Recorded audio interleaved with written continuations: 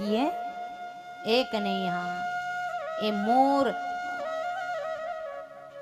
बास रहे हैं, मतलब बोल रहे हैं क्या। जब कन्हैया मथुरा में गया तो उस कृष्ण की याद में गोपियां भी कहती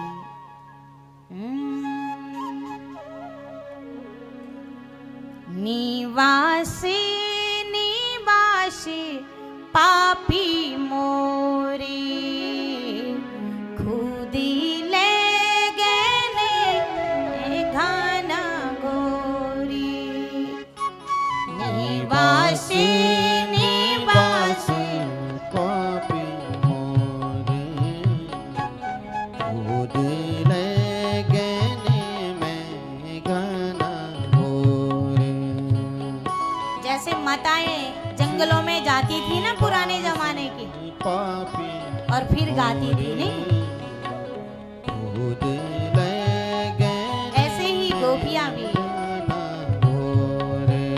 भगवान राम जी भी कह रहे हैं बासे ये मोर भी बास रहे, बोल रहे हैं